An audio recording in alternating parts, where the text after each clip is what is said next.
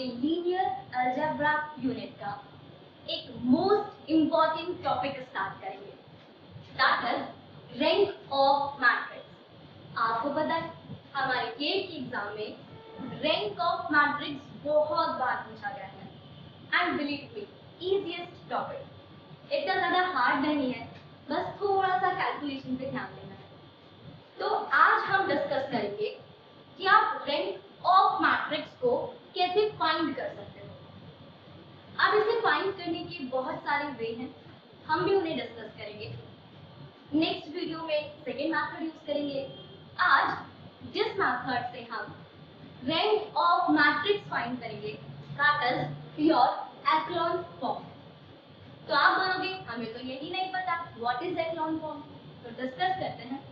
सबसे पहले सीखेंगे एक्लॉन फॉर्म होता क्या है, फिर डिस्कस करेंगे इस फॉर्म की हेल्प से हम किसी भी मैट्रिक्स के रैंक को कैसे कैलकुलेट करेंगे, और वीडियो के लास्ट में एक क्वेश्चन गेट में आया हुआ सॉल्व करेंगे।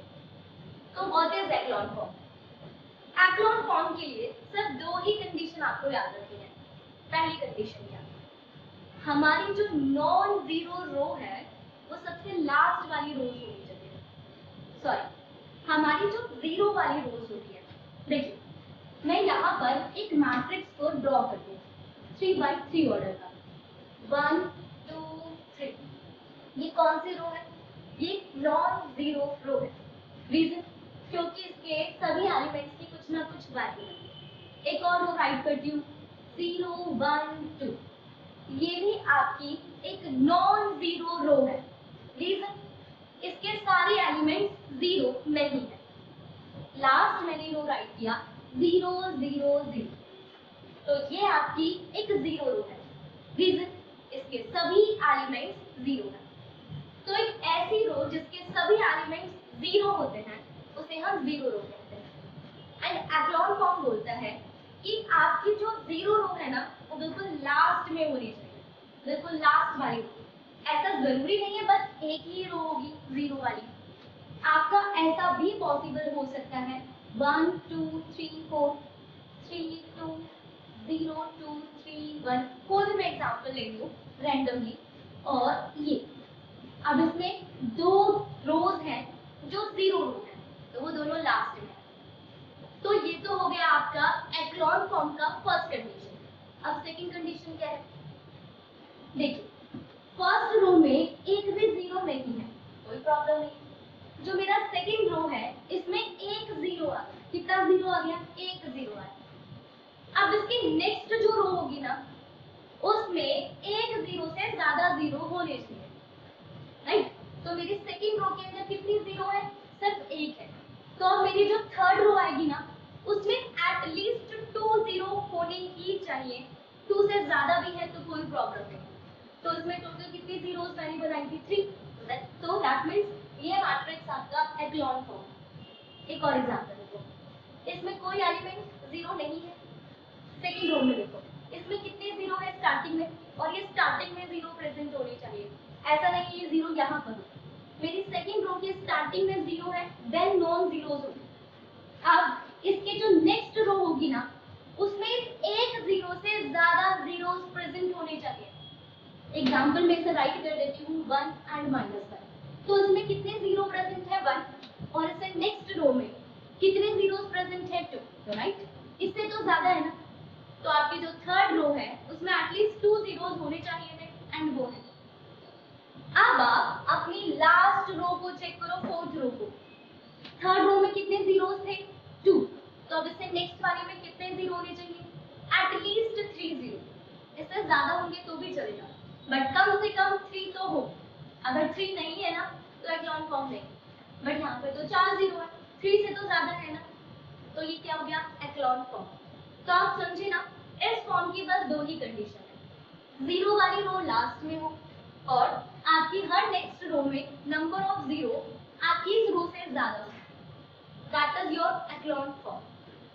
तो अब मेरे को जो मेन टॉपिक आपको पढ़ाना है दैट इज कि हम रैंक ऑफ मैट्रिक्स कैसे फाइंड करेंगे बाय यूजिंग एक्लॉन फॉर्म। तो हमें क्वेश्चन में जो भी मैट्रिक्स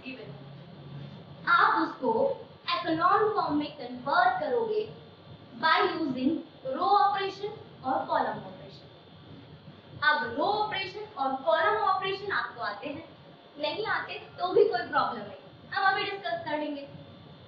तो क्वेश्चन में जो भी मैट्रिक्स आपको गिवन है, आप उसमें रो ऑपरेशन या कॉलम ऑपरेशन की हेल्प से उसे एक्लॉन फॉर्म में कन्वर्ट कर दो। और जब आपका मैट्रिक्स एक्लॉन फॉर्म में कन्वर्ट हो जाएगा तो आप काउंट करो उस एक्लॉन फॉर्म में टोटल नॉन जीरोस रोज कितनी है। उसके अंदर जितनी भी नॉन जीरोस रो के नंबर होंगे, that is your rank of matrix.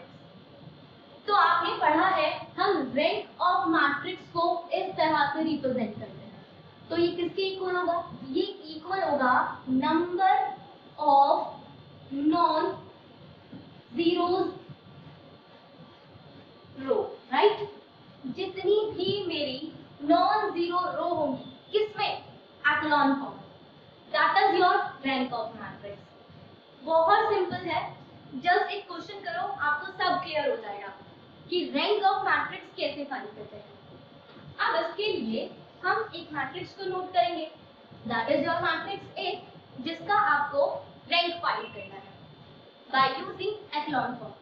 वैसे एग्जाम में ऐसे होता नहीं है इस फॉर्म से रैंक कैलकुलेट करो, आपको जो भी मेथड सिखाए जाएंगे, आपको उनमें से जो मेथड बेस्ट लगे आप उसे यूज कीजिए।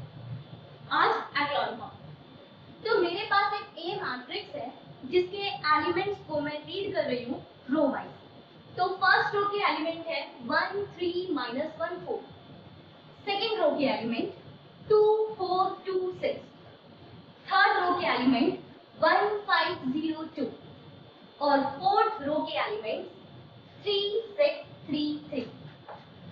तो ये आपका मैट्रिक्स है जिसका रैंक निकालेंगे। तो आप ज्यादातर आप कोशिश कीजिए कि हम सिर्फ रो ऑपरेशन अप्लाई करें। मतलब मुझे रो ऑपरेशन अप्लाई करना बहुत अच्छा लगता है, क्योंकि मेरा एक माइंड सेट है कि एक ही पैटर्न को फॉलो करो, डिफरेंट पैटर्न फॉलो करेंगे तो थोड़ा सा कंफ्यूजन होगा। तो मैं हमेशा रो ऑपरेशन ही अप्लाई करती हूँ, तो इसीलिए मेरे दिमाग में वही सेट है। आप कॉलम ऑपरेशन से भी कर सकते हो, बट अगर आप एक बार कॉलम ऑपरेशन यूज करो, देन आप जब भी प्रैक्टिस करो तो आप कॉलम ऑपरेशन ही अप्लाई करना, एक माइंड सेट हो जाएगा। और अगर आप रो ऑपरेशन से समझना स्टार्ट करते हो तो आप क्वेश्चंस को प्रैक्टिस करते हुए रो ऑपरेशन ही अप्लाई करना। तो मैं रो ऑपरेशन से इस क्वेश्चन को सॉल्व करूंगी। इसके लिए आप देखिए, पहले मैं एक मैट्रिक्स जो क्वेश्चन में गिवन है उसे राइट करती हूँ। 1 3 -1 4 2 4 2 6 and 1 5 0 2 then 3 6 3 3। अब एग्जाम में हमें सॉल्यूशन थोड़ी शो करना है, सिर्फ आंसर निकालना है, राइट? तो मैं एक ही स्टेप में बहुत सारे स्टेप को कंप्लीट करूंगी। आप जब भी किसी भी क्वेश्चन को एक्लॉन फॉर्म में कन्वर्ट करना चाहते हो, तो आप अपनी फर्स्ट रो के फर्स्ट एलिमेंट को सबसे पहले 1 बनाना, सबसे इजीएस्ट मेथड। हम हमेशा अपनी फर्स्ट रो के फर्स्ट एलिमेंट को किसमें कन्वर्ट करते हैं? 1। हमारे क्वेश्चन में ये ऑलरेडी 1 है। अगर ये ऑलरेडी 1 है तो आप समझिए हमारा 50% काम खत्म हो गया। सीरियसली यही इंपॉर्टेंट है, बस ये 1 बन जाए। इसके 1 बनने के बाद हमें क्या करना है? इसे 0 और इसे 0 करना है। आप हमेशा यही कीजिएगा, हमेशा फर्स्ट रो के फर्स्ट एलिमेंट को 1 बनाना, देन उसके नीचे जितने भी नंबर हैं उन सब को किसमें कन्वर्ट कर दो? 0। कैसे? देखो, ये मेरे पास कौन सा रो है? R2, और ये मेरे पास कौन सा रो है? R1। मैं R2 रो के फर्स्ट एलिमेंट को 0 बनाना चाहती हूँ, तो वो कैसे होगा? 2 - 2 0, राइट? कैसे? देखो, ये 1 है, राइट? मेरा जो R1 रो है इसका फर्स्ट एलिमेंट 1 है। अगर मैं इसकी मल्टीप्लाई 2 से कर दूंगी, किससे मल्टीप्लाई कर दूंगी? 2 से, तो it become 2R1, 2 1 2, and then मैं इस 2 को इस 2 में से माइनस कर दूंगी, R2, राइट? तो आपका ये क्या बन जाएगा 0। मैं समझाऊं क्या? मैंने आप लोगों से बोला कि आप R2 रो में से माइनस कर दो R1 रो की 2 से मल्टीप्लाई करके। बाकी एलिमेंट्स का क्या होगा मुझे उससे मतलब नहीं है, आपको भी नहीं होगा। हमारा सिर्फ मतलब है कि हम इसको 0 कर सकें। तो इस 2 को 0 करने के लिए मैं इस 1 की मल्टीप्लाई 2 से करूंगी। 2 into 1 become 2 and 2 minus 2 become 0। याद क्या रखना है, हम जिस भी रो में काम करेंगे ना वो यहाँ पर राइट होना चाहिए। अगर आप इस ऑपरेशन को इस तरह से राइट कर दोगे ना तो ये ऑपरेशन बिल्कुल गलत है। हम जिस रो में चेंज करते हैं हम पहले उस रो को राइट करते हैं, बाद में सेकंड रो का काम। समझ गए ना आप? यहाँ पे आपने R1 लिखा और आपको चेंज R2 में करना था, तो ये ऑपरेशन गलत है। अगर हमें चेंज करना है R2 रो में तो यहाँ पर भी आप R2 रो ही राइट करोगे। तो अब देखो हमें किस रो में चेंज करना है, R2 रो में चेंज करना है। तो आप अपनी R1 रो को ऐसे ही राइट कर दो, 1 3 -1 4। हमें बाकी की सिर्फ R2 रो को छोड़कर बाकी रो को भी ऐसे ही राइट करना है, बट क्योंकि मैं एक ही स्टेप में 3 स्टेप का काम करूंगी इसलिए मैं बाकी की रो राइट नहीं कर रही। अब हमें टाइम भी तो सेव करना है। अगर आप एग्जाम में एक स्टेप में एक ही स्टेप को करोगे तो बहुत ज्यादा टाइम कंज्यूम हो जाएगा। R2 को हम चेंज करके लिखेंगे, R3 as it is copy करेंगे, R4 as it is copy करेंगे, फिर R3 में वर्क करेंगे, फिर R4 में वर्क करेंगे, तो लेंथी हो जाएगा। तो हम एक ही स्टेप में 3 स्टेप को फॉलो करें। तो मैं आपको समझाने के लिए रफली राइट करती हूँ। R2 राइट करना है पहले, तो R2 रो है 2 4 2 6 -2 R1। तो R1 रो की 2 से मल्टीप्लाई करते हैं, 2 1 जा 2 2 3 जा 6 -2 and 2 4 जा 8, राइट? माइनस करना है, माइनस माइनस प्लस माइनस, तो 2 से 2 माइनस करेंगे 0, 4 -6 -2, 2 + 2 4, 6 -8 -2। तो राइट कर दो 0 -2 4 -2। तो अब आप देख सकते हो कि इस ऑपरेशन को अप्लाई करके मैंने इस 1 के नीचे 0 बना दिया। अब हम क्या करेंगे, अब अपने R3 वाले रो पर चलते हैं। अब मुझे इसे भी क्या बनाना है, 0 बनाना है। तो देखिए ये तो 1 है और ये भी 1 है, तो सिंपली माइनस कर दो, 1 ही तो है, 1 -1 0। तो राइट करें, आप राइट करेंगे। अब हम किस में चेंज कर रहे हैं, R3 में। R3 gives R3 minus R1 रो। थर्ड रो में से फर्स्ट रो को माइनस करना। याद रखना R3 minus R1, R1 minus R3 में चेंज करना है थर्ड रो में, तो यहाँ पर पहले थर्ड रो राइट करोगे। रफली वर्क करें आपको समझाने के लिए, अदरवाइज डायरेक्टली भी राइट कर सकते हैं। 1 -1 0, सिंपली माइनस करेंगे। 5 में से 3 माइनस करोगे 2, 0 में से -1, राइट? 0 में से माइनस करना है -1, तो minus minus plus 2 - 4 become -2, right?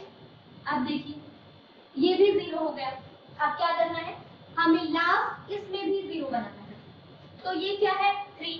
अब तो आप समझ गए ना, अगर मैं इसकी मल्टीप्लाई 3 से कर दूंगी और इसमें से इसे माइनस कर दूंगी तो 3 - 3 बिकम 0।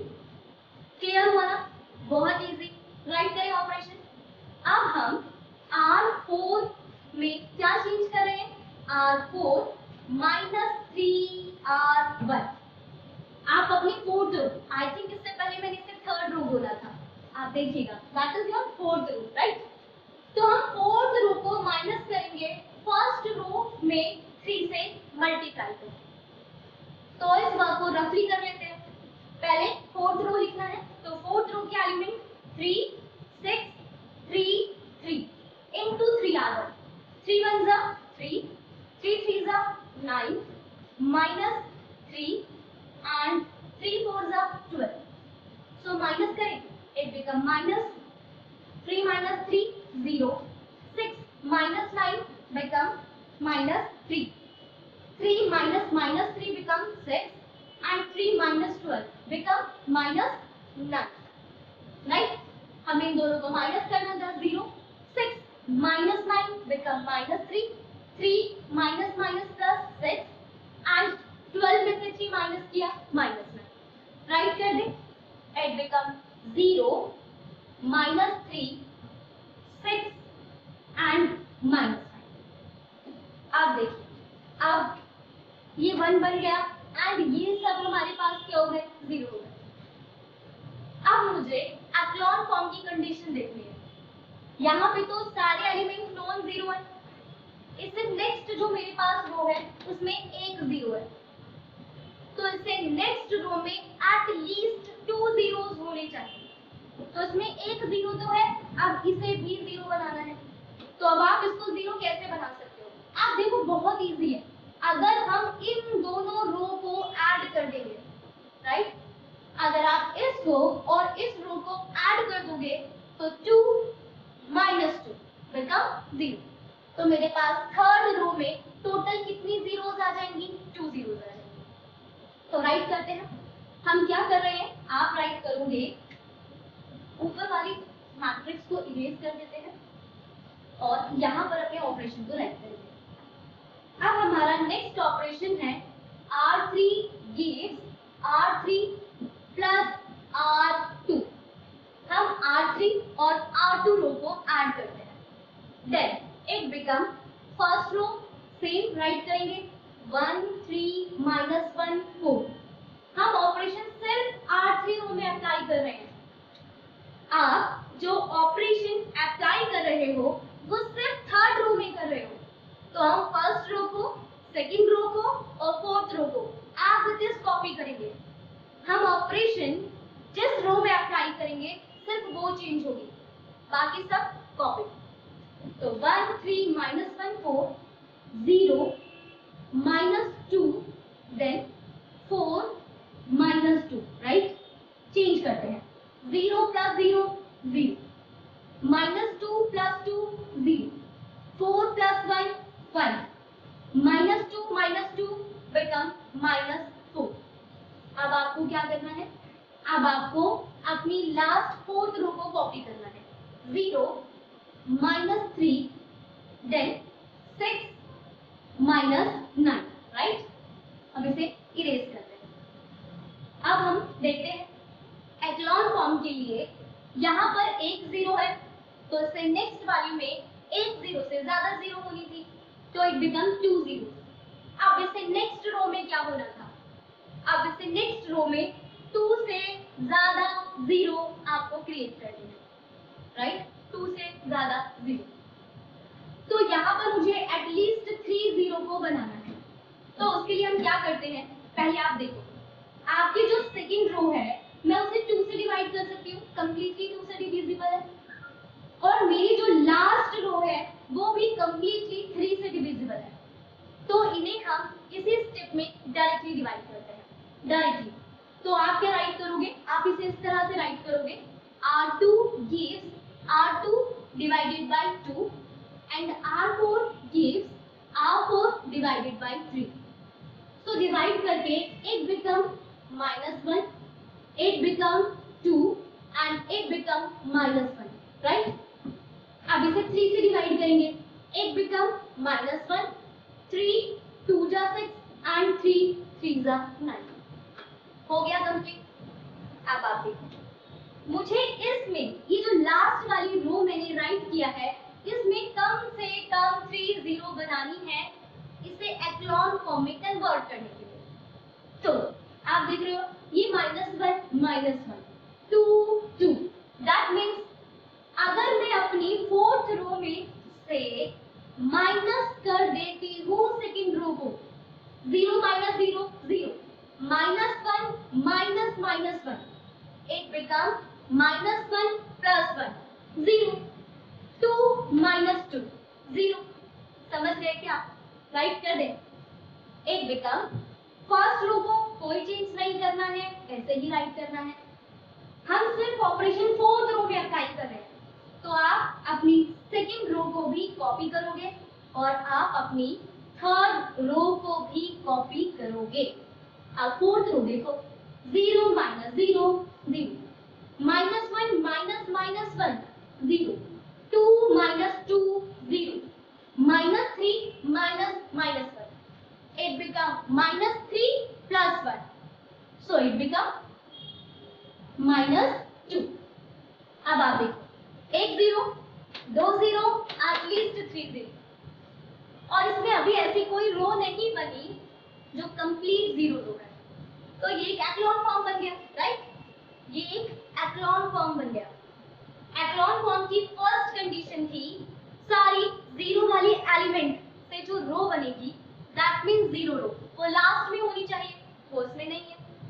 सेकंड कंडीशन हम ऑलरेडी फुलफिल कर चुके हैं, एक 0, दो 0, तीन 0, ज्यादा होती तो चलती, बट हमने क्रिएट की ऐसे हो गई, ठीक है? तो that is your echelon form. तो आपको क्वेश्चन में जो मैट्रिक्स दिया था आपने उसे एक्लॉन फॉर्म में कन्वर्ट कर दिया। अब इसमें काउंट कर लो, टोटल नॉन जीरोस रो क्या है? 1 2 3 4, चारों ही नॉन जीरो रो है, तो इस मैट्रिक्स का जो रैंक है वो कितना आएगा? 4। That means the rank of that matrix is what? 4। ये जो मैट्रिक्स हमें क्वेश्चन में गिवन थी उसका रैंक आपने 4 कैलकुलेट किया। एज्यूम करो, मान लो कि ये 0 हो जाता, तो इस मैट्रिक्स में टोटल नॉन जीरोस रो कितनी होती? 3, R1, R2 एंड R3। ये तो 0 रो हो गई, तो नॉन जीरोस रोज कितनी होती? 3। तब इस मैट्रिक्स का रैंक कितना होता? 3। तो अब आपको समझ आया ना, एक्लॉन फॉर्म बहुत इजी है, उसकी हेल्प से हम कैसे फाइंड करते हैं कि क्वेश्चन में गिवन मैट्रिक्स का रैंक क्या होगा। अब आप अपने क्वेश्चंस को प्रैक्टिस करो बाय यूजिंग एक्लॉन फॉर्म। अब हम इसे नेक्स्ट वीडियो में कुछ गेट में आए क्वेश्चन सॉल्व करेंगे by using this method, and then सीखेंगे नॉर्मल फॉर्म से रैंक कैसे फाइंड की जाती है। आज के लिए इतना, थैंक यू।